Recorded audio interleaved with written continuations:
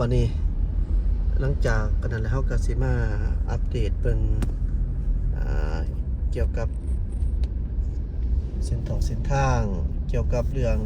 การสร้างสร้างพัฒนาอยู่อีกจุดหนึ่งเนาะเจ้าเส้นทางนี้ก็คู่เวียงคือเก่าเจ้าท่านผู้ชม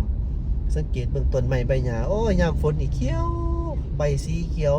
ถามว่างามบ่แต่ว่าบ่ได้มันกองหลายนี่ก็เบิ่งนี่เด้อเจ้าแต่ละปีนี่ก็เห็นว่ามันตกลงมาอยู่ได มันตกลงมาอยู่ไดเนาะอุบัติเหตุเกิดขึ้นในทุกเมื่อระมัดระวังเอาเตรียมเจ้าเบื้องขวามือนี่ก็แม่นเป็นโครงการเด้อเจ้าโครงการที่จะก่อสร้างตึกสูงอีกนี่ก็รอถ่าแต่มือต่อจอเสาเข็มแต่ตัวทั้งหลังเรียบร้อยสร้างเรียบห้อยสร้างแล้วตัวทั้งหลังเนาะส่วนว่าตัวอันนี้ทั้งหน้านี่ก็มาหลายปีแล้วแหละเพิ่นสร้างแล้วเนาะโอเคฉะนั้นก็มาเบิ่งให้อีกรูปแบบนึงเจ้ามื้อนี้ถือว่าฟ้ามืดครึ้มฝนตกเบิดคืน ส่วนอยู่เบื้องนี้ก็เป็นโครงการก่อสร้างทราบสิฮู้ข้อมูลมามัดแมวมันนั่นน่ะเป็นโครงการก่อสร้างตึกเกี่ยวกับเรื่องนั้นน่ะของภาครัฐบาลลาวเฮานี่ก็สิประมาณนี้ไอ้มินจะพาออกไปเบิ่งจุด BRT อีกเนาะไปเบิ่งหลายๆโครงการนี่แหละตามเส้นทางที่เฮาจะไปนี่แหละไปเบิ่งไปนำกันบ่ให้เบิ่งดอกเบิ่งนี้เฮาไปหลายเทื่อแล้วเฮาจะไปเบิ่ง BRT และก็การขยายเส้นทางเพราะว่าจุดนี้ก็ให้ความสำคัญหลายเนื่องจากว่ามันเป็นจุดที่แออัดผู้คนหลายผู้คนหลายเห็นอยู่นี่เป็นรถทัวร์เด้อเขาจะมาทัวร์ที่ขอบเขตนี้แม่นเอาออกเบิดเกี่ยวกับเรื่องอันนั้นนะเอาออกเบิดโอ้ยเบิ่งคือพัฒนาแต่เนาะแถวนี้นะนี่เป็นรถทัวร์เต็มเลยเนาะนะคนเดี๋ยวเลยพี่เต็มว่าคนร้ายขนาดทั่วเกาหลีโอ้ทั่วเกาหลีใต้เกาหลีเหนือบ่มาบ่เนาะมาแต่เกาหลีใต้นี่บ่มาห่วมมาลงทุนนี่นะ เกาหลีเหนือเขาบ่มาเนาะมีแต่เกาหลีใต้เบื้องนี้เบิ่งสถานีรถเมล์นครหลวงวิงจันทร์ บ่ตรงปกเนาะทำอิฐประสิทธิ์ศาสตร์ให้พัฒนาแบบทันสมัยส่วนว่าขอบเขตเมืองนี้แม่นเอาออกบ่ได้เด้อเจ้าเอารถขึ้นมาจอดแทนนี่รถเมล์นครหลวงวิงจันทร์เป็นแบบนี้โอ้ยตายละ ตะกี้นี่เพิ่นว่าแผนเพิ่นสิสร้างให้มันจังได๋สิสร้างให้มันพัฒนาให้มันเลิศนะศูนย์สถานีสุดท้ายได้สำนั้นได้สำเร็จก็ว่าสำนั้นแหละเฮาบ่แม่นทึ่นเฮาบอกไปหลายก็สิพายให้เฮาซะดอกเนาะนี่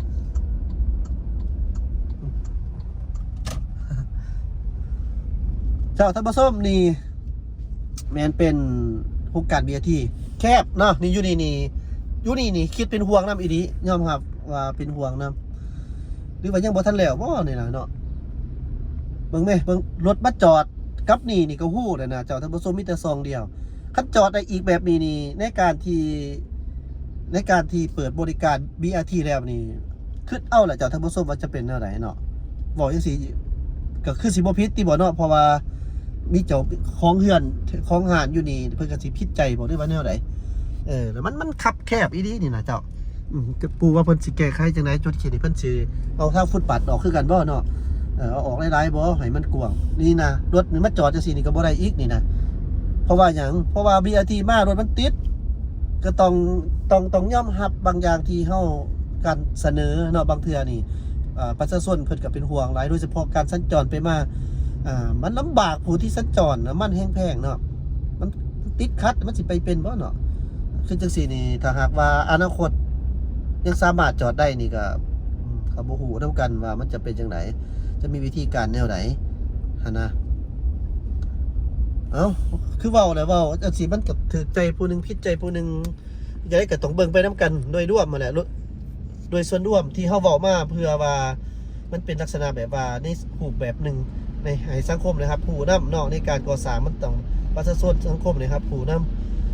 ำแล้วก็เฮาบ่โจมตีไผเฮาเอาความจริงมาเว้ามาเบิ่งนี่ว่าด้วยความเป็นห่วงเป็นใยด้วยความรักชาติเอาจังซี่ซะคันบ่ฮักนี่มินบ่เฮ็ดได้เรื่องเกี่ยวกับแบบจังซี่ เนาะพัฒนาบ้านเฮานี่จุดแค่นี้มัน BRT บนวัดถาดฝุ่นจุดนี้เพิ่นเอาออกเด้อเบื้องข้างทางเบื้องขวามือนี่บาทางมีเด้อถือว่าก็ก็ใครแน่กว่าอยู่บนตลาดเช้าหั่นอันตัวตลาดเช้านี่แหละเจ้าท่านผู้ชมมันลักษณะแบบมันอันนั้นอีหลีไดมันอันอยากคัดอีหลีไดมาเบิ่งเส้นนี้เติมเส้นนี้เส้นออกไปประตูไส้เนาะเส้นออกไปประตูไส้เพิ่นก็เอาออกคือกันหน่อยนึงยับทางเขานี่ก็เห็นดีนำแล้วทาง BRT แม่นเพิ่นเอาออกเบิดขยายออกเบิดเฮาสังเกตผ่านมาหลายเทื่อแล้วถ้าว่าเพิ่นเฮ็ดนี่เพื่ออนาคตแท้ยอมรับว่าเพื่ออนาคตแท้เนาะเบิ่งแต่ว่าเฮาเบิ่งว่ามันจะตอบโจทย์หน่อยๆได้เพียงใดอันนี้เฮาเบิ่งไปนำกันเติมเอามาพี่บัดนี้นะที่เขาจะมานี่โอ้ยคนเราอยากจะกล้องบดจับบคักเว้ยนักท่องเที่ยวมาแต่เสาแท้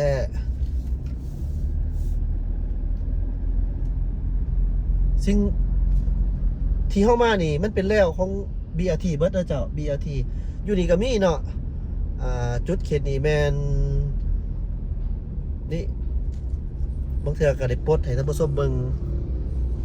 จังซี่เนาะเด้อยู่ขอบทางของทางนี่นี่เหมาะสมนี่นะเพราะว่าอย่างเพราะว่ามันอยู่ทางใหญ่สินทางใหญ่บนไก่จุดชุมชนเนี่ยก็อยู่กับเบื้องอย่างขอสิว่าจะได้เบื้องทางคนยางเนาะเบื้องทางคนยางก็โอเคได้คันเบื้องทางคนยางบ่ได้ข้ามทางนะความหมายเฮ็ดบ่ได้เบื้องกลางทางเพราะว่ามีประตูไส้เนาะมานี่เนาะแล้วทางส่วนนี้มันเป็นห้องแฮมนี่เฮาเว้าแบบอันนี้ได้เจ้าท่านผู้ชมเว้าแบบกันเองเด้อบางเทื่อนี่คันเฮาสิมาเว้าแบบเกรงใจกันหลายนี่มันสิแบบว่ามันบ่ได้ใจคว่ำเนาะมันบ่ได้ใจคว่ำเดี๋ยวเอ็นบินจะพายับเข้ามาบอลที่เป็นขยายพี่เห็นบ่เฮาบอลเพิ่นขยายออกได้นี่ตะกี้นี่มันเป็นทางคนยางเนาะนี่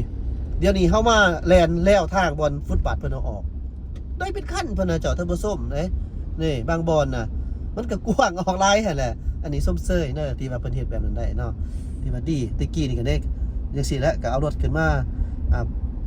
ใส่อยู่ทางฟุตบาทอันนี้ก็บ่ติความหมายมันบ่จอดฉะนั้นแต่ก่อนหั่นนะคือเป็นขั้นเนาะเดี๋ยวนี้ก็สิประมาณนี้แล้ว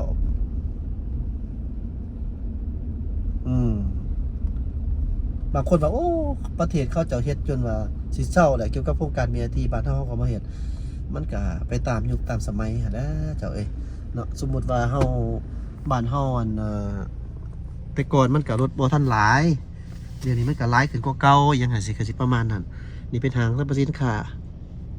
โพนสะอาดรถไฟฟ้าบ่ที่บ่แม่นไฟฟ้าอันนี้รถนั่นเนาะรถน้ำมันก็นี้ก็จะประมาณนี้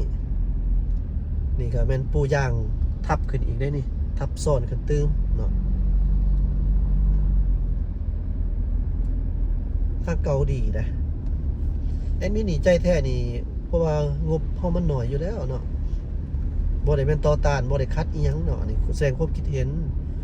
เพราะว่าอย่างเดียวเห็นเส้นทางยังหลายเส้นอยู่ที่ว่ามันเพมันบ่ได้มาตรฐานทางนะมันยังต้องการการพัฒนาเส้นทางเนาะเส้นทางไปบ้านจังซี่นะทางออกจากตัวเมืองไปนี่นะเนาะไปซ่านเมืองนี่นะแบบว่าบางบอนเนาะส่วนใหญ่ก็ได้รับการพัฒนาบ่ได้เส้นทางแต่บางบอนนี่ก็ยังบ่ทันได้มีการพัฒนาฉะนั้นมันก็เอางบตัวนี้นี่ไปเฮ็ดสิบ่ดีบ่นะความคิดเฮาโอ้มีหอดคนผิวดำเลยมาก่อสร้างนี่เด้อมีคนผิวดำมีคนผิวขาวไม่ออกเฮ็ดงานไม่ออกเฮ็ดเวียกก่อสร้างนี่นะตึกอาคารนี่นะเพิ่นจะก่อสร้างตึกอันนี้นะ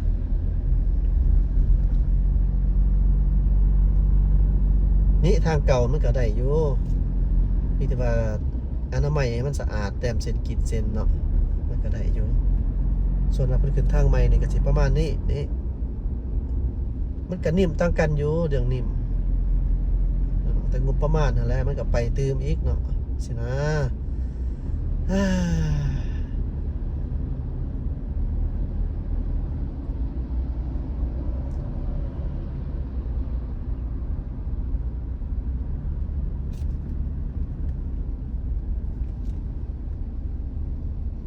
วงเวียน450 ปี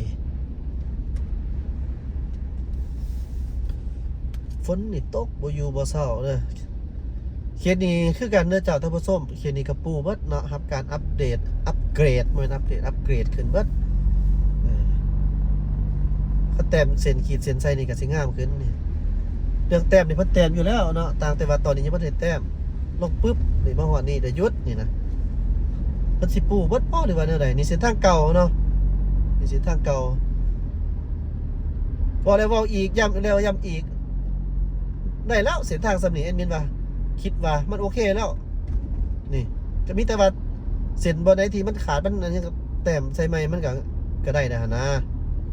หรือว่าเพิ่นสิปูบ่นี่ก็บ่ปู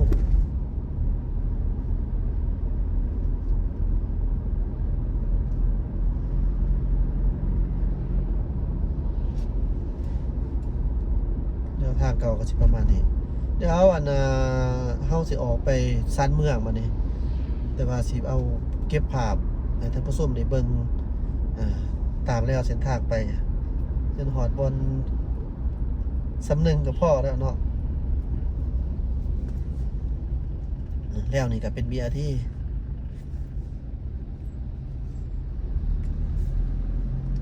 ข้างเมืองขวามือสังเกตได้เด้อเจ้าท่านผู้ชมก็เห็นว่านี่แหละก็คือการที่ขยายเส้นทางออกเบิด2เบื้องหั่นแหละเนาะบนทางคนยางขยายออก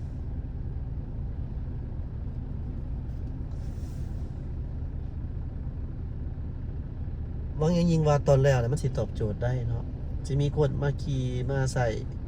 BRT หลายก็หวังว่าเส้นนั้นพอให้รถมันก็สิบ่ติดขัดแน่